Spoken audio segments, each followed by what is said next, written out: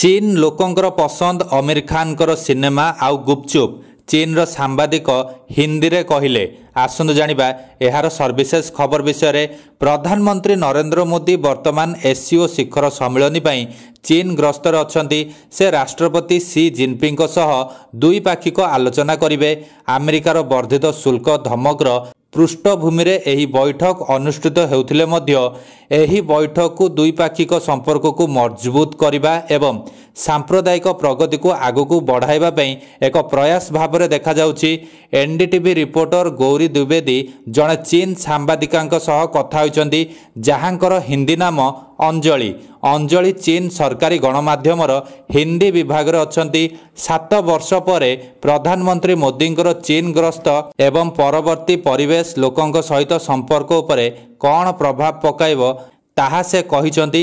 से गुपचुप रु आरंभ करी बॉलीवुड फिल्म पर्यंत तथा भारतीय संस्कृति संपर्क रे कहिचंती। भारतीय रिपोर्टर प्रश्न करिसंती, एससीओ शिखर सम्मेलन एवं प्रधानमंत्री मोदी गस्त को आपण किपरि देखंती। चीन सांबादिका उत्तर देइछंती, आमे समस्ते बहुत खुशी, विशेषकर मोदीजींकर आगमन पाई आमे बहुत दिन धरी अपेक्षा करिथिलु एवं शेषरे सही दिन आसीगला। एहा आम पाई एक बड़ संकेत जे चीन भारत संपर्क रे उन्नति हेबाकू जाउछि। आमे उभय भारत चीन दुईटी अत्यंत गुरुत्वपूर्ण पड़ोसी देश। आमे उभय परस्पर पाई बहुत गुरुत्वपूर्ण, उभय विकासशील देश, उभय बड़ अर्थनीति। तेणु आम मध्य सहयोग एवं एकता गुरुत्वपूर्ण। अन्य एक प्रश्न भारतीय सांबादिका करथिले, एठाकार लोकंक मध्य भारतीय संस्कृति केते लोकप्रिय। चीन सांबादिका यार उत्तर रे कहिसंती, केवल मु नुहे, चीन रो अनेक लोक भारतीय संस्कृति प्रति आकर्षित। आजिकाली चीन रे बॉलीवुड चलचित्र बहुत लोकप्रिय।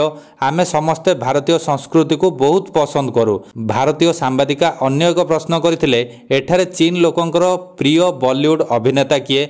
चीन सांबादिका यह उत्तर रे कहिसंती, अभिनेता आमिर खान। से बहु दिन धरी एठाकार लोकंकर प्रिय। तांकर अनेक फिल्म मध्य रे मुक्ति लाभ करिथिबा दंगल आउ 3 इडियट एठारे समस्ते बहुत पसंद करती एवं देखती। एठारे समस्ते आमिर खान का नाम मध्य जानती। भारतीय सांबादिक अन्य एक प्रश्न करिसंती, एठारे लोकंकर सबुठारु प्रिय भारतीय खाद्य कौन।